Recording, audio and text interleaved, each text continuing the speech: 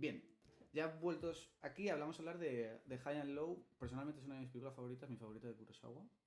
No sé, ¿vuestra favorita de Kurosawa? Mi está en mi top 3. Creo que con Ran, también película no debería de haber visto de niño, pero que vi, y pues que me tuvo un impacto estético, emocional, Sí. bestial. Probablemente con esta película y quizá Versus Zala te pondría la tercera. También, pues, si es un cineasta que tiene una cantidad absurda de obras maestras, pero Sí. quizás esas son las tres que más me llenan. Otro no de sangre, dependiendo del día. Sí.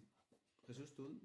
Yo es que, a ver, a mí Rashomon es que la primera vez que la vi me impactó mucho, como esa mirada de estás empezando a ver cine y buscas expandir ya un poco más, un paso más hacia afuera, a otro país, otra época, y Rashomon en mi, no sé, mirada inocente de esa época me impactó bastante.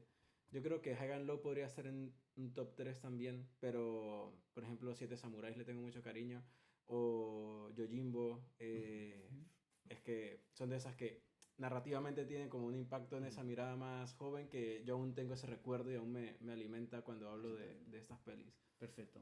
Entonces, estamos en la parte del programa que nosotros decimos que es el pitch. Hay que vender la película, hay que vender High and Low. Entonces, yo te pregunto, Juan, ¿por qué la gente debería ver High and Low de Akira Kurosawa o El infierno del odio en castellano? Sí, ya no. Bien, mi principal motivo, creo que para vender la película, es que probablemente no se haya hecho cine procedural como se ha hecho en esta película. Es una película que pues siempre ha habido, se ha hablado, además es interesante como en la actualidad está volviendo a ver, por lo menos en el campo de la televisión, un cierto interés en las series procedurales, sea abogados, sean policías, y que es un reloj perfectamente milimetrado. Todo en esta película tiene un desarrollo concreto que va pasando poco a poco y que desde un punto de vista no fílmico, claro, sería incongruente que una investigación sea tan perfecta, pero sin embargo lo es. Todas las piezas funcionan perfectamente y es una película que muta, es una película también sobre el punto de vista, cómo puedes estar de un lado a otro, presentar al antagonista y que tampoco sea tan clave, o sea, de que no sepas poco de él, pero esté por ahí, y la idea de la policía como un ente colectivo, que es algo que más, en general, quizá en el cine clásico lo veíamos más, ya luego con la época de la modernidad se pierde un poco, pero es una película, pues eso, para ver cómo todas las piezas son lo que conforman lo que es el arriba y lo que es el abajo, y cómo pueden pasar de un lado de arriba al de abajo tan rápidamente. Y además de tener un nivel estético perfecto, de cualquier persona debería de ver esta película para aprender cómo se compone, cómo se ilumina, cómo se monta, incluso cómo se utiliza la banda sonora, la música. Sí, sí, hay que comentar muchas cosas del uso de la música. Jesús.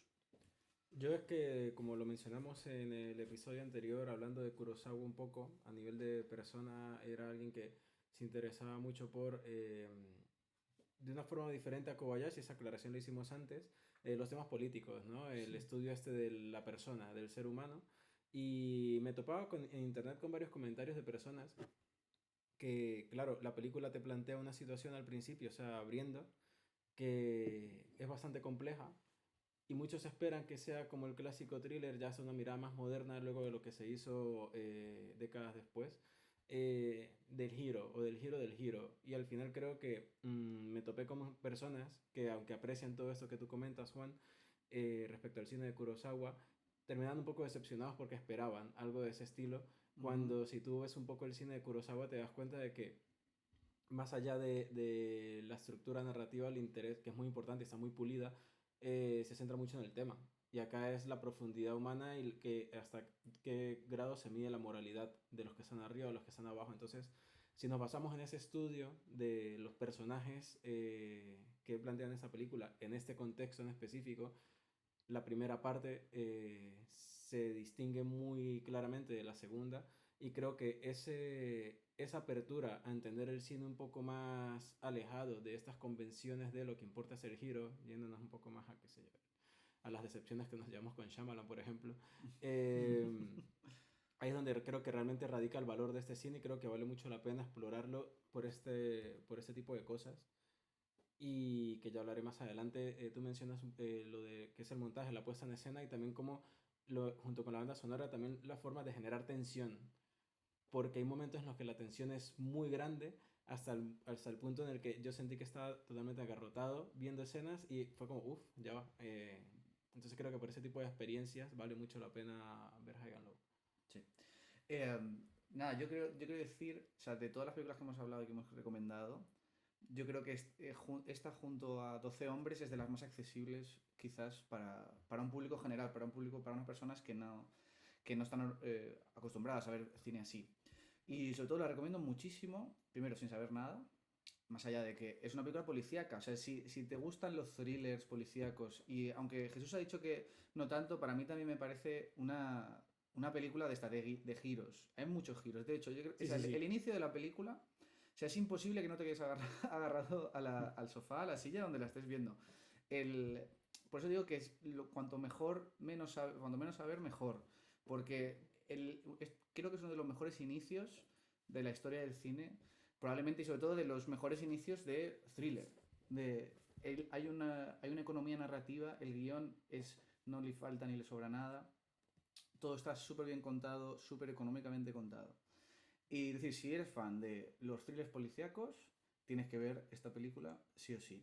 Si eres fan de las películas japonesas, obviamente tienes que ver esta película. Pero, por ejemplo, si te gusta Parásitos, tienes que ver esta película. Si te gusta el cine de Fincher, Seven, Zodiac, este tipo, The Killer, la última que hizo, este tipo de películas, tienes que verlas. Si te gustan las películas de asesinos en serie, las películas de policías, hay que verla.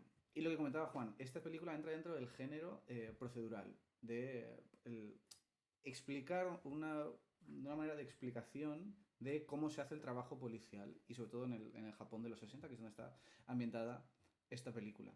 De hecho, a mí me recordaba mucho, que no sé si Juan te lo has visto, seguro que sí, a una película del 48 que se llama The Naked City De Jules Dassin. de Jules Dassin. Sí, además Sí. de que quizá luego lo hablaremos más adelante, que tiene una cierta quizá influencia del neorrealismo italiano en la imagen, Ujú.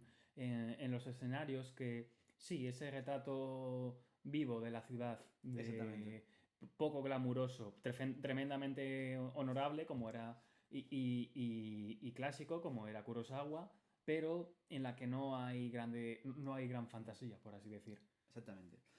O sea, siguiendo comentando con lo que habéis dicho los dos, o sea, la película está dividida en varias partes, de hecho, y además muy, muy marcadas. Para mí son tres partes, pero bueno, eso lo comentaremos después. Pero lo que es la primera parte, la primera hora de esta película, es de las mejores cosas que se han hecho nunca. O sea, lo estoy diciendo porque es de mis películas favoritas. Esta película tiene todos los elementos que me gustan. Tiene lo que se puede denominar Sinfonía de una ciudad, es decir, como un homenaje a una ciudad a partir de una película, en este caso es Yokohama, en los años 60.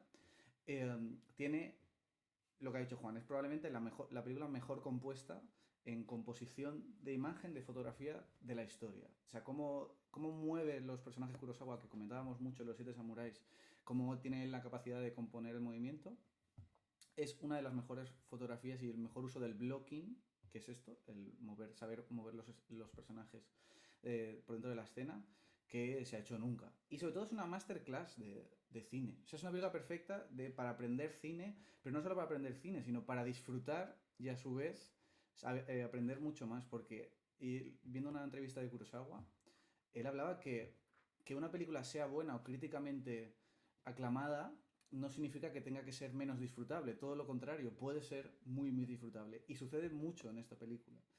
El poder disfrutar de esta pedazo de obra maestra y a su vez, como comentábamos los Siete Samuráis, siempre tiene una doble lectura, siempre tiene algo de lo que puedes rascar ahí, y en este caso, aparte de la virguería técnica y de cinematografía que hace aquí Kurosawa, porque estamos hablando de una obra de un artista consagradísimo ya aquí en su carrera. Estamos hablando de alguien que ya ha masterizado a tal nivel el arte cinematográfico que simplemente te puedes sentar a disfrutar esta maravilla que es High and Low. ¿Quieres añadir algo? Luego, simplemente, que lo único que le quedó a Kurosawa después de esta película fue explotar el color. Quizá, no sé si es la mejor, por lo menos a lo que podemos quedar es que es la mejor película en cine blanco-negro compuesta. Color Sí, ya no sí. lo sé, pero desde luego, y aunque luego que bueno, si llegáramos en algún momento o llegáis a dar al Kurosawa más tardío, que su primera película de color, Doga de Skaden, fue el mayor fracaso de su vida Sí, y lo que le provocó el intento de suicidio que casi acaba su carrera y que por exactamente. suerte fue fallido. Sí, por suerte, muy de suerte. Pero sí, totalmente lo que ha dicho Juan. ¿Quieres añadir algo antes, Jesús? Yo que, bueno, hay que ser tan cansino como Kurosawa para alcanzar ese nivel de, ¿sabes?, de realización. Y que hablaste de una película económica, ¿no? En cuanto a aquí está milimétricamente medida, pero se me ocurrió que Toho no pensaba lo mismo con las películas de Kurosawa. Bueno, al ya. final, así que- pero este es tema aparte. Claro, pero también es cierto que, bueno, aquí está ya en un nivel o sea, ya está tan encumbrado Kurosawa que Toho ya no le puede decir Sí, sí, tantas ya cosas. cheque en ¿no? blanco. Exactamente. Nada, ahora sí, como comentando un poquito de spoilers antes de cerrar el pitch, si a alguien no le hemos convencido con todo esto que hemos dicho, hay que decir que se puede decir que hay dos tipos de Kurosawa. El Kurosawa que todo el mundo conoce seguramente es el de las películas de samuráis, de peleas, con Toshiro Mifune y todo eso. Pero hay un segundo Kurosawa también de películas de género, porque es que él se acercaba mucho a las películas de género y de hecho el género policial, el criminalístico, lo ha tocado mucho. De hecho hay una película muy famosa de las primeras que es Stray Dog, ¿no? Sí. Con Mifune, que es súper conocida por la actuación de... O El ángel borracho también, o Exactamente. Los canallas... Duermen en paz. Sí, Duermen en paz, que es Exactamente. una adaptación libre de Hamlet. Exactamente. Que tiene un poco de ver aquí también porque también viene También. del el mundo corporativo y todo eso. Entonces, si ya no os lo habéis puesto todavía, decimos un poquito del inicio. Esta es una película en la que nuestro protagonista es Toshiro Mifune, como no. O bueno, más o menos, no sé si es exactamente protagonista, pero la primera parte de la película es Lo Toshiro comparte, Mifune. se puede decir. Exactamente. Él comparte con Tatsuya Nakadai, nuestro queridísimo Tatsuya Nakadai, que me encanta él, cómo está en esta película. O sea, maravilloso. Es un directivo, ¿no? Al principio empieza siendo un directivo de una empresa de zapatos, Zapatos Nacional, ¿no? Se llama. Sí, ¿no? National Shoes. National Shoes. Y la película empieza con una reunión de negocios. Simplemente en una de sus casas. Es una de las mejores. O sea, ya hablamos que es muy meticuloso Kurosawa en todo, incluso en los sets y todo, pero me encanta el diseño de la habitación en la que sucede la primera hora, prácticamente. Toda esa que es la casa, que tiene mucha importancia dentro de la historia, ¿no? Él tiene una discusión con también otros accionistas de la empresa, los cuales quieren comprar la empresa para hacer los zapatos más baratos y que así tener muchos más beneficios. Pero Mifune lo que quiere es lo contrario, lo que quiere es que los zapatos sean buenos y duraderos y que la gente confíe en la empresa porque dará beneficios a largo plazo. Entonces acaba la reunión y él tiene una estrategia oculta, Mifune, que es comprar otras acciones de la empresa y quedarse él con la empresa para que así se haga lo que él diga. Y justo cuando pasa eso, sucede el primer punto de giro que puede decirse, que es que secuestran al hijo de Toshiro Mifune. Y ahí más o menos, no quiero decir nada más, empieza la película. Y lo que decimos, estás enganchado desde el principio hasta el final y sobre todo tiene una cosa maravillosa que a mí me encanta también de estas películas, que es estás fascinado con ver a gente simplemente hablar. Bueno, que no es cualquier gente, es Mifune, es Nakadai, por ahí hace una aparición... Ishimura, Shimura, sí. Ishimura. Casi es un cameo, casi sale. Pero... Sí, pero da gusto. Exactamente. ¿Podéis ver la película? No sé dónde está disponible. Pero... En Filming, ¿Está en por lo Filming? menos sé que está. Perfecto, voy a mirar antes. También, bueno, comentar, antes de pasar a desgranarla, está el remake de Spike Lee. Recién estrenado este año, estrenado en Cannes Premiere, o sea, fuera de competición, y disponible en Apple TV y Movistar TV. Exactamente, sí, lo tenéis. Es de Apple TV. Sí, producción original, según parece. Exactamente. Veis primero la original y después veis la de Spike Lee. Primero porque la de Spike Lee es muy consciente de que es un remake y no tiene nada que ver realmente con la película original. Además es una película, es que viendo la de Spike Lee, es que la original es muy rápida. Es una película, son 2 horas y 20, es de las más cortas que hemos hablado casi, hasta ahora. Y se pasa súper rápido. Y además la de Spike Lee, viendo la de Spike Lee, era como, coño, es que el montaje es más rápido, pero la siento mucho más alargada que la original, porque la original, nada más a los 10 minutos ya está todo montado y no paran de pasar cosas.